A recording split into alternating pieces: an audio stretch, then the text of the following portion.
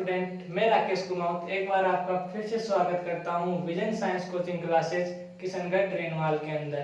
तो देखिए फ्रेंड्स, जो हमने लास्ट क्लास में देखा आपके श्वसन एवं श्वसन तंत्र हमने स्टार्ट किया था और उसमें हमने देखा था कि आपके श्वसन की डेफिनेशन क्या होती है, तो श्वसन होता क्या है और जो आपके गैसों का आदान प्रदान है वो हमारे शरीर में रक्त के माध्यम से होता है। इन सभी बातों का अध्ययन हमने लास्ट की क्लास में किया था और आज की क्लास में हम स्टार्ट करते हैं आपके श्वसन तंत्र। क्या मेरे प्यारे विद्यार्थियों, श्वसन तंत्र।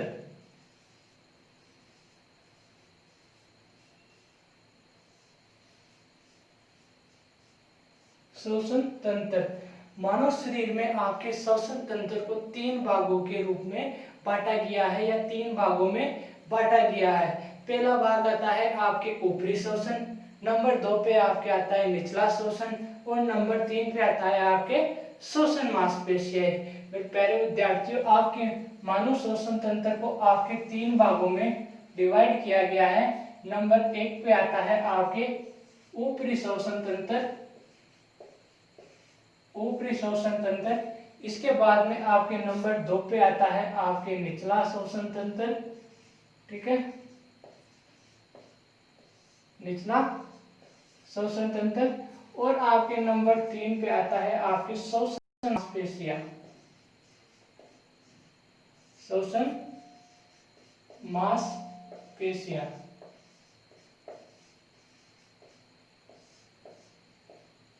ठीक है, अब आपके ऊपरी श्वसन तंत्र को आपके 4 भागों के अंदर बांटा गया है। नंबर 1 पे आता है आपके नासिका, नंबर 2 पे आता है आपके मुख और नंबर 3 पे आता है आपके घर्षणी और नंबर 4 पे आता है आपके स्वर यंत्र, जिसको हम इंग्लिश में लैरिक्स भी बोलते हैं। देखो, आपकी जो ऊपरी श्वसन तंत्र है इसको आपके 4 भागों में बांटा गया है। नंबर 1 पे आता है आपके नासिका,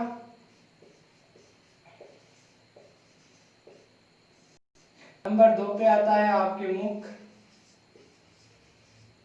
नंबर 3 पे आपके घर्षणी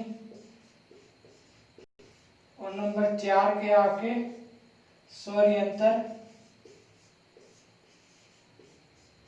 या हम इसको इंग्लिश में लैरिक्स भी बोलते हैं, लैरिंक्स। ठीक है, इसके बाद में आता है आपका निचला श्वसन, जिसको भी आपके 4 भागों में बांटा गया है। श्वास नली, श्वसनी, श्वसनिका तथा फेफड़े। देखो, इसको भी आपके 4 भागों में डिवाइड किया गया है। एक आपके श्वास नली, नंबर 2 पे आपकी श्वसनी और नंबर 3 पे आपकी श्वसनिका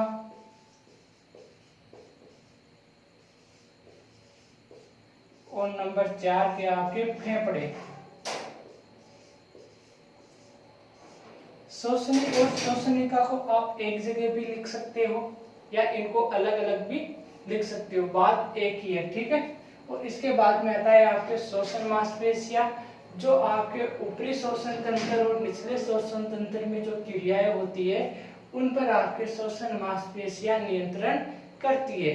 अब हम स्टार्ट करते हैं आपके ऊपरी श्वसन तंत्र। ठीक है, तो स्टार्ट करते हैं आपके सर्वप्रथम लेते हैं आपके नासिका से। जो आपके नासिका होती है, यह आपके नासिका जो होती है यह आपके श्वसन का पहला अंग होता है। जिस प्रकार से हमने पाचन तंत्र में देखा था, जो पाचन की क्रिया होती है आपके वह मुख से प्रारंभ होती है, इसी प्रकार जो आपकी श्वसन की क्रिया होती है मेरे प्यारे विद्यार्थियों, वो आपके नासिका से प्रारंभ होती है, आपके नाक से प्रारंभ होती है। नासिका में क्या होती है, एक जोड़ी आपके जो आपके नासाद्वार पाए जाते हैं। नासिका में क्या होता है, आपके एक जोड़ी नासाद्वार पाए जाते हैं। एक नासाद्वार ये, एक ये वाला, ये आपके नासाद्वार एक जोड़ी पाए जाते हैं। और ये नासाद्वार आपस में एक पतली हड्डी, आपकी जो ये हड्डी होती है बीच में, आपस में एक पतली हड्डी वह झिल्लियों के द्वारा आपस में जुड़े हुए होते हैं। जो आपका नासाद्वार होता है, ये आपकी इनकी महीम हड्डी पाई जाती है तथा इनमें झिल्लियों का आवरण पाया जाता है, जिससे आपके नासिका द्वार आपस में जुड़े होते हैं। और इसके अलावा आपके नासिका में क्या पाया जाता है, इसके अलावा मेरे प्यारे विद्यार्थियों, आपके नासिका के अंदर आपके महीम बाल पाए जाते हैं, ठीक है, तथा कुछ पक्षमाप पाए जाते हैं, झाड़ूनुमा पक्षमाप। और इसके अतिरिक्त आपके जो झिल्लियां होती है, इनमें रक्त प्रवाहित होता है, रक्त प्रभावित होता है, तो रक्त वाहिकाएं पाई जाती है तथा कुछ श्लेष्मा पाई जाती है। देखो एक मिनट गौर से, जो आपकी ये नासिका होती है, ठीक है, ये आपकी महीम पतली हड्डी हो गई, और ये आपके जो आपकी झिल्ली हो गई, ठीक है, दोनों तरफ। और इन झिल्लियों के अंदर आपके रक्त वाहिकाएं पाई जाती है, जिनके द्वारा इनमें रक्त का प्रवाह किया जाता है। तो आपके नाक में क्या क्या हो गए, महीम बाल हो गया, झाड़ूनुमा पक्षमाप हो गए, रक्त वाहिकाएं हो गई, ठीक है। ये क्या करते हैं, जो आपका भारी वायुमंडल होता है उसमें से जो गैस लेते हैं ऑक्सीजन, उन गैसों के अंदर गैस में आपके धूल के कण, कुछ फूफुंद, जो वायुमंडलीय अपशिष्ट होते हैं वायु के अंदर, वो आ जाते हैं और ये उनको रोकने का काम करते हैं, ठीक है। ये आपके धूल के कणों को रोकने का काम करते हैं। फिर आपके शुद्ध वायु आपके जो होती है वो आपके फेफड़ों में प्रवेश करती है, ठीक है। ये हो गया आपके नासिका। अब देखते हैं नासिका को आपके डेफिनेशन के रूप में।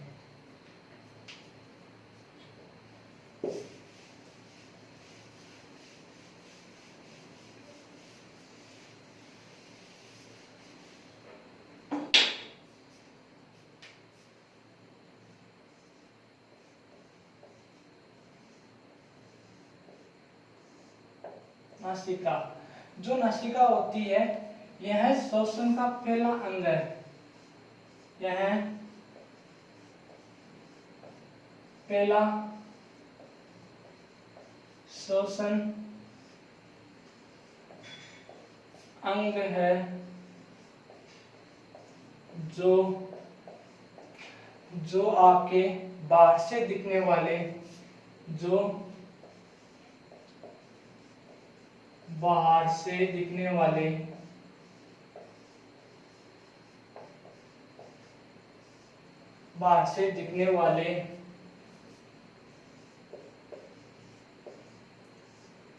एक जोड़ी,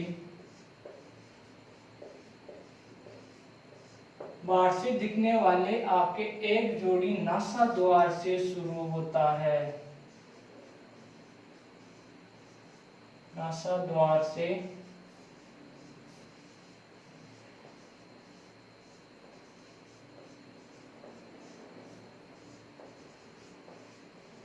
शुरू होता है तथा यह आपके एक बड़ी गुहा के रूप में होता है। यह एक बड़ी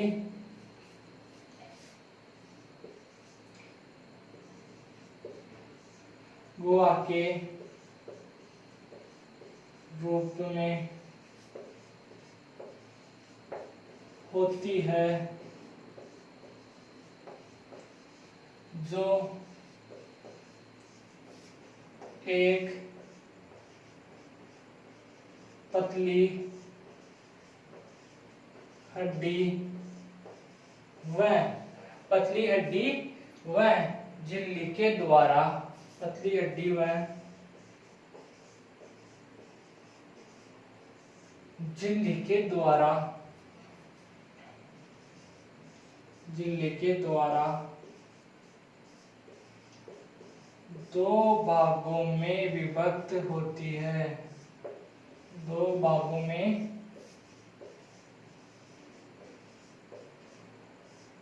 विभक्त होती है। अब देखो यह आपके श्वसन, पहला श्वसन अंग है, जो बाहर से दिखने वाले एक जोड़ी नासाद्वार से शुरू होता है। यह एक बड़ी गुहा के रूप में होता है, जो आपके पतली हड्डी व झिल्ली के द्वारा दो भागों में विभक्त होती है। नासिका गुहा में आपके पाए जाने वाले महीम बाल, नासिका गुहा में पाए जाने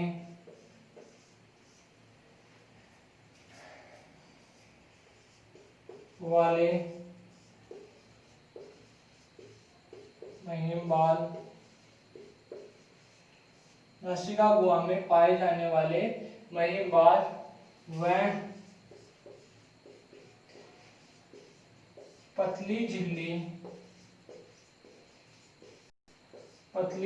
में होने वाला रक्त प्रवाह, पतली झिल्ली में होने वाला रक्त प्रवाह झाड़ूनुमा पक्षमाप,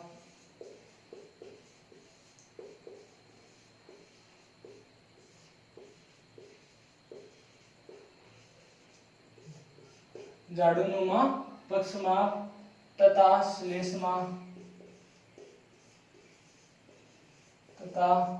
श्लेष्मा आपस में मिलकर आपसी सहयोग से कर लो, आपसी सहयोग से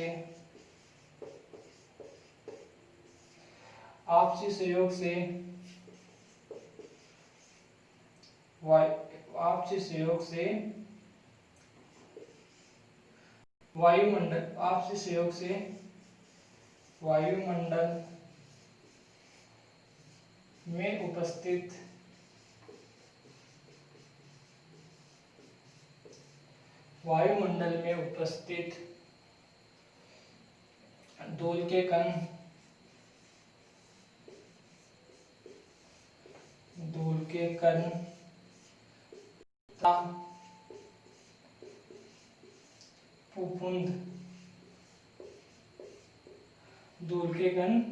तथा फफूंद आदि को दूर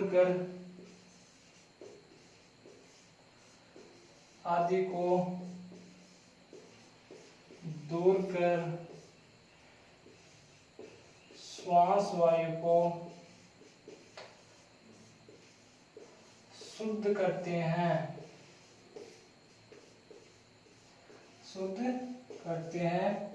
तथा शुद्ध वायु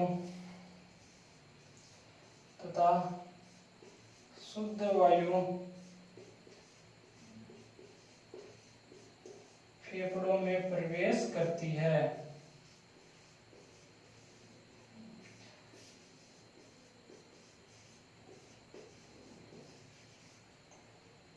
शुद्ध वायु होती है जो आपके फेफड़ों में प्रवेश करती है।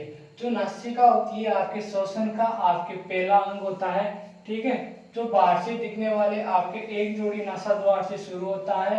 ये एक बड़ी गुहा के रूप में होता है जो आपके पतली हड्डी, ठीक है, पतली हड्डी व झिल्ली के द्वारा दो भागों में विभक्त होता है। कितने भागों में विभक्त होता है? दो भागों में विभक्त होता है।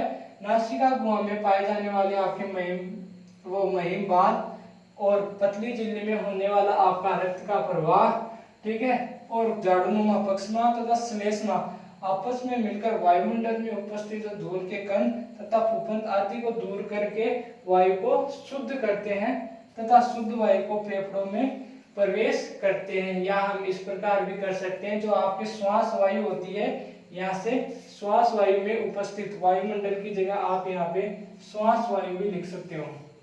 श्वास वायु,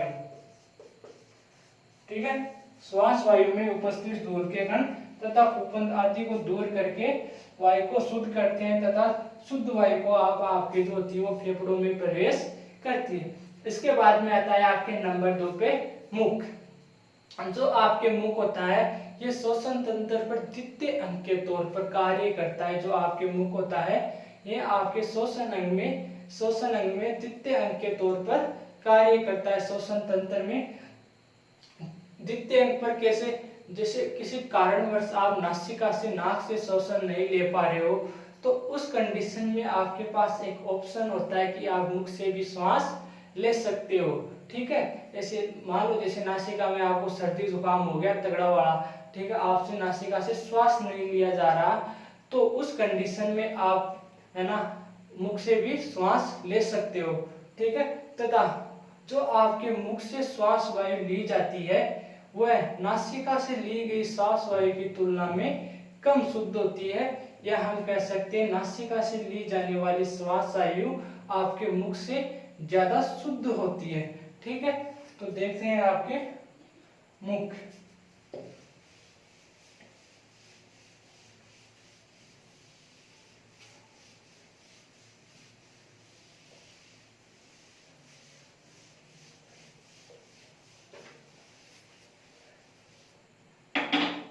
इसमें अध्याय नंबर 2 पे आपके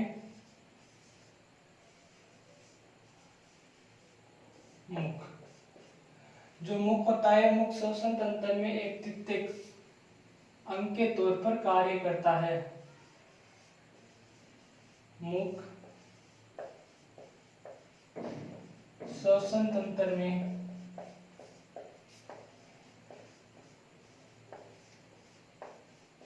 द्वितीयक अंग के तौर पर कार्य करता है।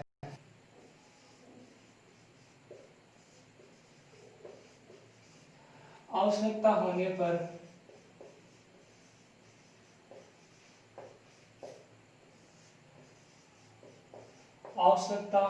पर मुख से भी श्वसन आवश्यकता होने पर भी मुख से भी श्वसन आवश्यकता होने पर मुख से भी श्वास, यहाँ पे श्वास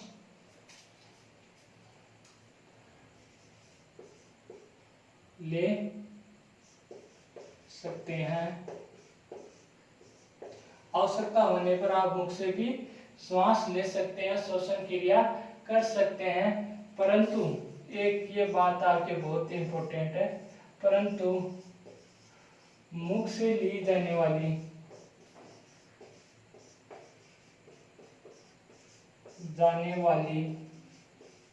श्वास वायु मतलब कि आपके ऑक्सीजन, मुख से ली जाने वाली आपके श्वास वायु नासिका जितनी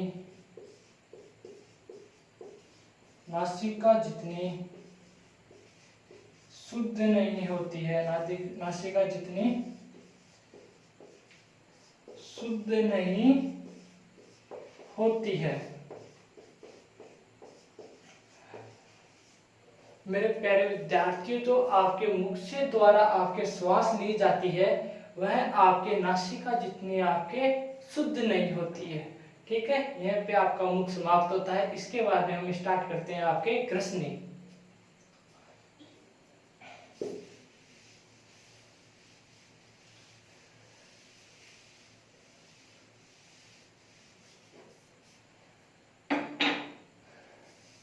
नंबर 3 पे आता है आपके ग्रसनी। जो ग्रसनी होता है आपके पेशीय चमनीनुमा संरचना होती है। ग्रसनी आपके कैसी संरचना होती है? आपके पेशीय चमनीनुमा संरचना होती है। एक मिनट, ग्रसनी को आप इस प्रकार से समझ सकते हो। ये आपके हो गया नासिका वाला भाग, ठीक है।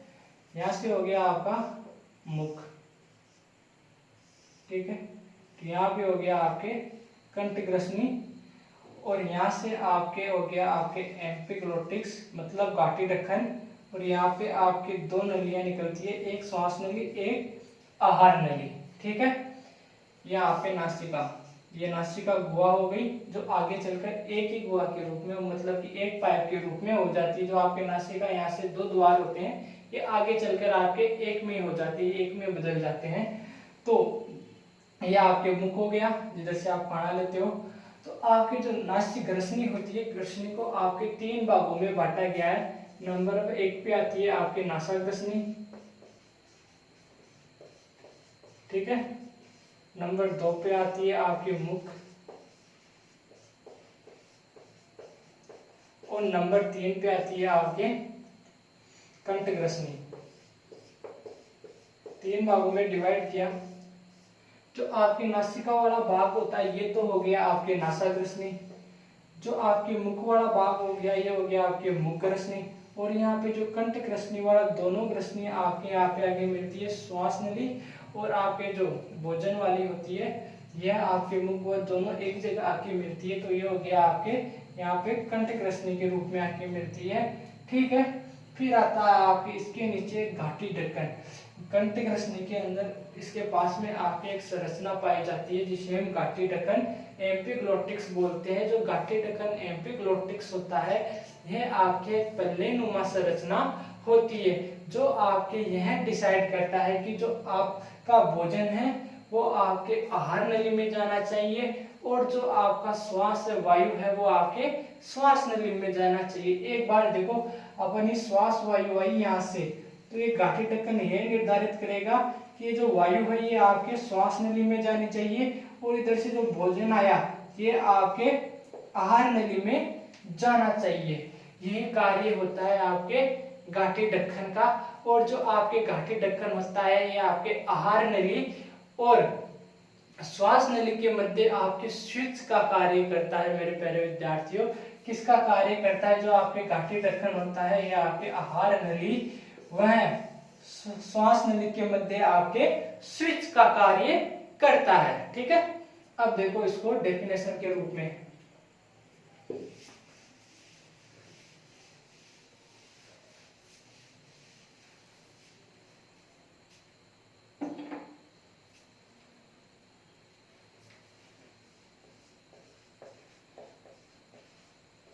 ग्रसनी एक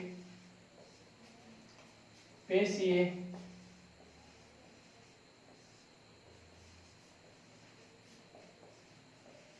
चमड़ी नुमा संरचना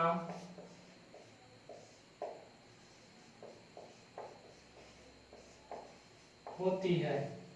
जो आपकी ग्रसनी होती है यह आपके पेशीय चिमनी नुमा संरचना चिमनी नुमा संरचना होती है, जो नासिका गुहा के पृष्ठभाग से जो नासिका गुहा के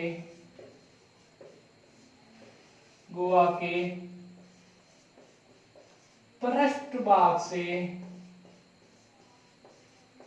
आहार नाल के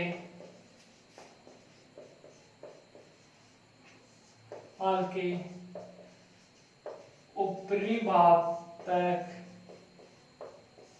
आपके आहार नाल के ऊपरी भाग तक फैली हुई होती है। ऊपरी भाग तक फैली हुई होती है। ग्रसनी को 3 भागों में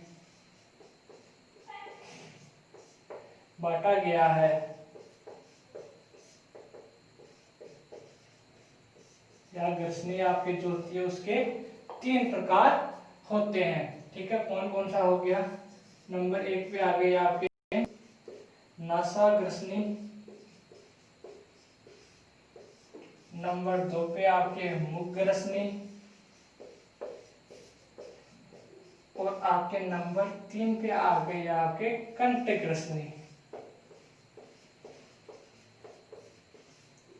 ठीक है, कितने प्रकार हो गए? 3 प्रकार हो गए, नासाग्रसनी, मुख ग्रसनी और आपके कंठ ग्रसनी। ठीक है, इसके बाद में देखो इसके बाद में आपके कंठ ग्रसनी से वायु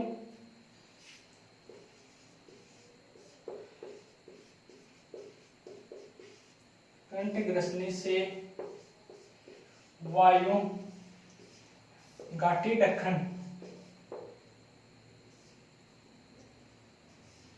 जिसे आप एपिग्लोटिक्स भी बोलते हो। कंठ ग्रसनी से वायु घाटी ढक्कन से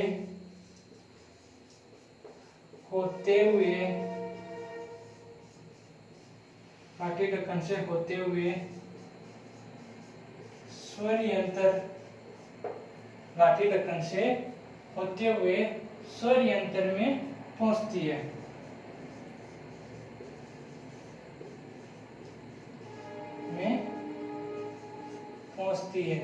जो आपका घाटी ढक्कन होता है, घाटी ढक्कन एक पल्लेनुमा संरचना होती है जो आहार नली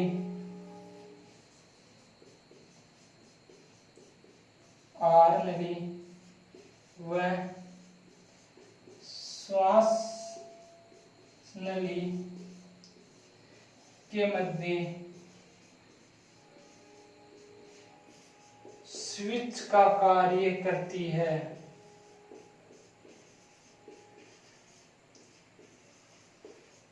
क्या मेरे प्यारे विद्यार्थियों, जो आपका घाटी ढक्कन होता है ये आपके आहार नली तथा आपके श्वास नली के मध्य आपके स्विच का कार्य करता है। मतलब कि जब आप भोजन करते हो तो घाटी ढक्कन आपके श्वास नली के ऊपर चला है, जब आपके श्वसन क्रिया होती है तो घाटी ढक्कन आपके भोजन नली या आहार नली के ऊपर आ जाता है, जिससे क्या होता है कि आपका जो भोजन है वह आपके श्वास नली में नहीं जाता है, वह ओनली आपके आहार नली में जाता है, और जो आपकी वायु होती है वह आपके श्वास नली में ही जाती है।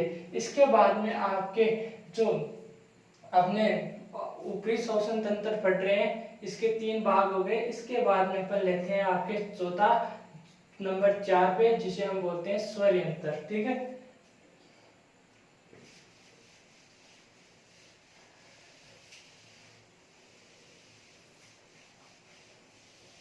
जो आपका स्वर यंत्र होता है यह आपकी छोटी सी संरचना होती है तथा यह आपके 9 उपास्थियों से मिलकर बनी होती है। ठीक है, ये आपने यहाँ पे देखो डायरेक्ट आओ, अपने तो ये कंठ रश्मि तक कर लिया था आपने, ऊपर से नासा रश्मि आ गई, इधर से मुख रश्मि, यहाँ पे कंठ रश्मि, और ये यहाँ पे हो गया आपके एम्पिग्लोटिक्स घाटी ढक्कन।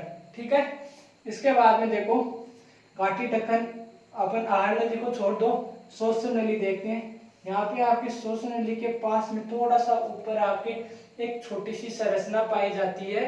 ठीक है, और इस संरचना के अंदर क्या होते हैं आपके 9 उपास्थि से मिलकर बनता है। जो आपका स्वर यंत्र होता है ये आपके 9 उपास्थियों से मिलकर बनता है, मतलब कि छोटे छोटे हड्डियों के टुकड़े।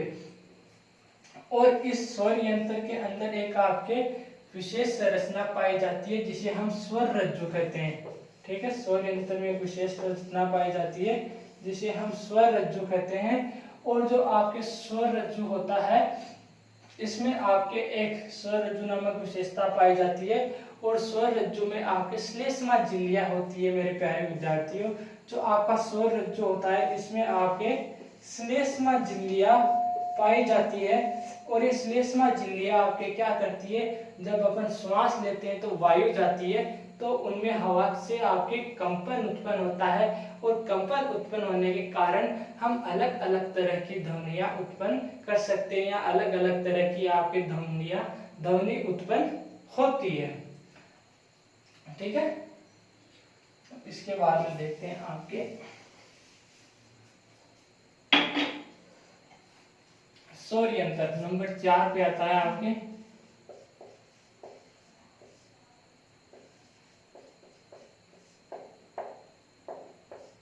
स्वर यंत्र।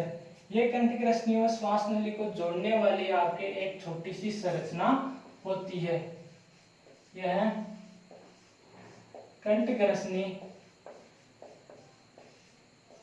व श्वास नली को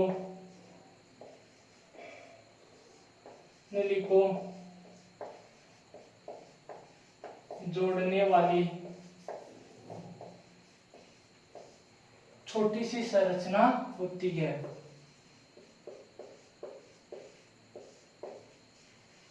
छोटी सी संरचना होती है जो 9 प्रकार जो 9 प्रकार की उपास्थियों से मिलकर 9 प्रकार की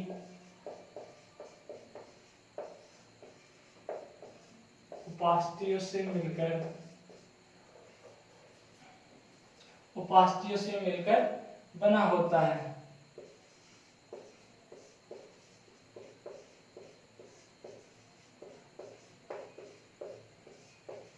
मिलकर बना होता है। भोजन को निगलने के दौरान आपके एपिग्लोटिक्स भोजन को निगलने के दौरान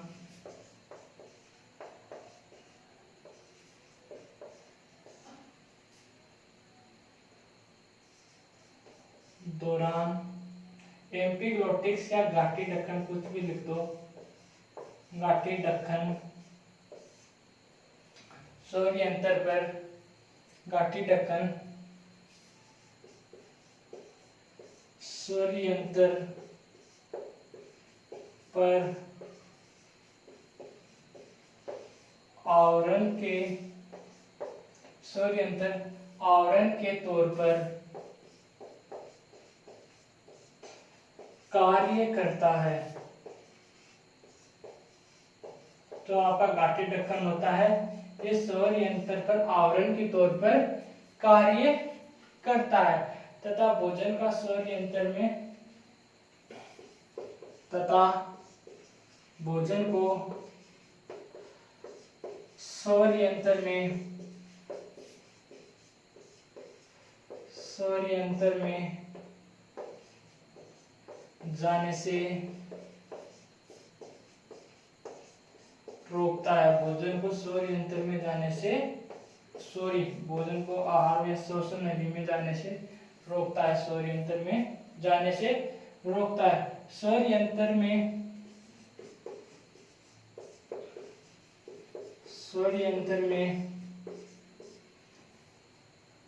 स्वरज्जु नामक